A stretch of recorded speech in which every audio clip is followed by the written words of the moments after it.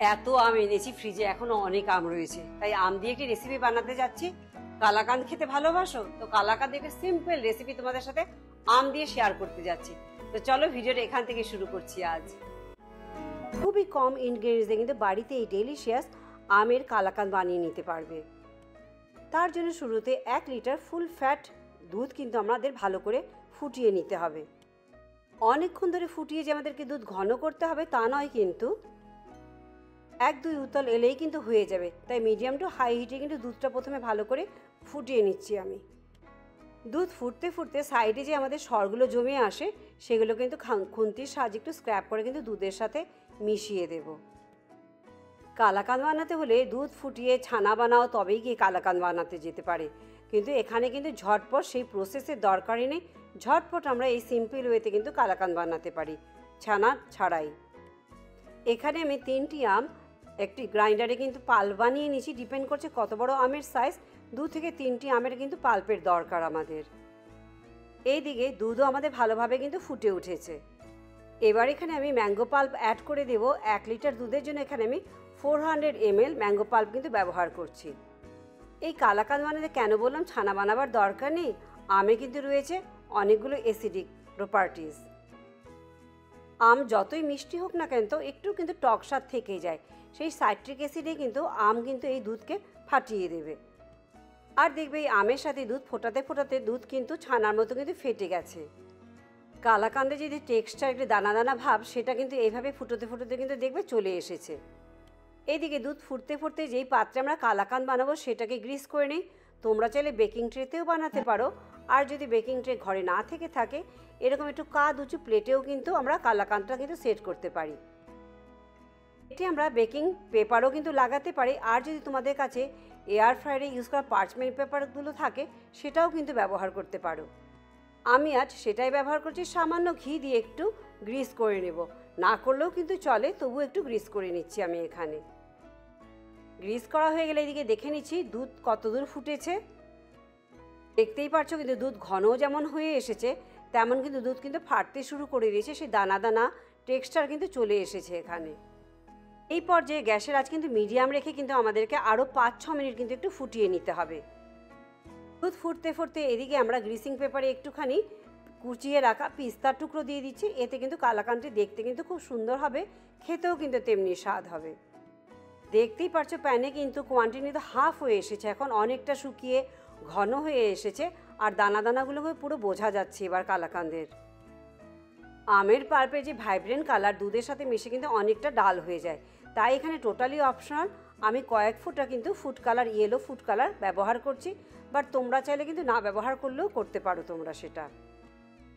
এবার আরও একটু সময় আমি রান্না করে নিচ্ছি, আরও একটু শুকিয়ে নিচ্ছি। তোমরা যারা আমার ভিডিওটি ফেসবুক পেজ থেকে দেখছো, পেজটি লাইক করে চ্যানেলটি সাবস্ক্রাইব করে দেওয়ার কিন্তু অনুরোধ রইল।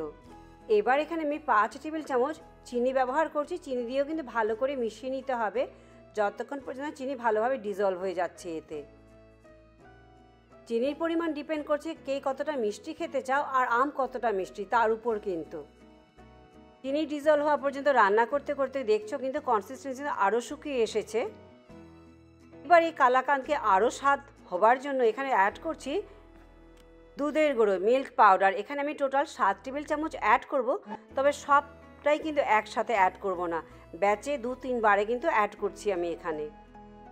এতে খেতে যেমন স্বাদ হবে তেমনি কিন্তু কনসিস্টেন্সি তাড়াতাড়ি কিন্তু একটা শুকিয়ে আনবে, টাইট করে দেবে। মিন্স স্বাদের সাথে সাথে কুকিং প্রসেসেও কিন্তু টাইমটা অনেকটা বেঁচে যাবে আমাদের। দেখতেই পাচ্ছি যেরকম কালার তেমনি কিন্তু একদম দানা দানা কালাকাঁদে যে দানা দানাগুলো হয় তেমনি কিন্তু দানা দানা ফর্মেশন কিন্তু হয়ে গেছে। আমি এখানে পুরো 7 টেবিল চামচ মিল্ক পাউডার কিন্তু 3 বারে কিন্তু আমি অ্যাড করেছি এখানে।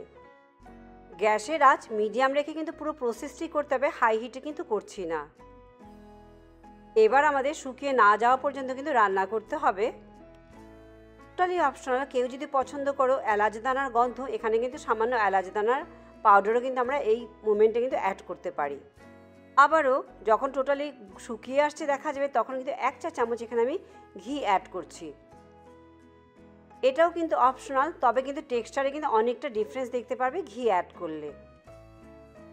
ঘি অ্যাড করে কিন্তু কন্টিনিউয়াসলি আমাদেরকে নাড়তে হবে, রান্না করতে হবে গ্যাসের আঁচ মিডিয়াম রেখেই, যতক্ষণ না পর্যন্ত পুরোপুরি প্যান থেকে এই আমের পাল্পের যে মিক্সচারটি ছেড়ে আসে। পুরো মিশ্রণটি যখন এক জায়গায় চলে আসবে একটি মণ্ড মতো, তখন কিন্তু আমরা গ্যাস বন্ধ করে দেব। এবার পুরো মিশ্রণটি গ্রিস করে রাখা পেপারের উপরে, যেখানে নাকি পিস্তার কুচি ছড়িয়ে রেখেছিলাম, তার উপরে দিয়ে দিচ্ছি।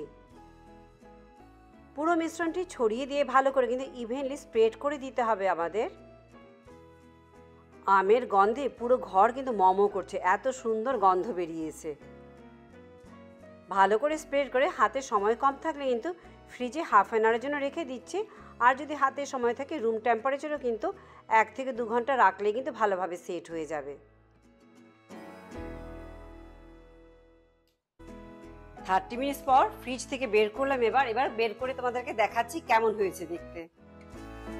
একটি প্লেট দিয়ে ঢাকা দিয়ে উল্টে দিয়ে এবার বের করে নিচ্ছি আর দেখাচ্ছি তোমাদের কেমন হয়েছে আমাদের এই আমের কালাকান দেখতে। পুরো টেক্সচার দেখতেই পারছো কীরকম হয়েছে দেখতে, একদম কিন্তু কালাকান্দের মতো দানা দানা ভরাই কিন্তু হয়েছে, ছানা বানানো ছাড়াই। এরকম কালাকান খেতে কে পছন্দ করবে না বলো? যেমনি স্বাদ তেমনি কিন্তু গন্ধে ভরপুর। নিজেদের পছন্দ মতো টুকরোতে কেটে নিয়ে পরিবেশন করতে পারি আমরা, যার যেরকম পছন্দ সে সেভাবেই কেটে নিতে পারো। তো ভিডিওটি আজ আমি এখানেই শেষ করছি। ভালো লাগলে লাইক, শেয়ার, সাবস্ক্রাইব করতে একদম ভুলো না।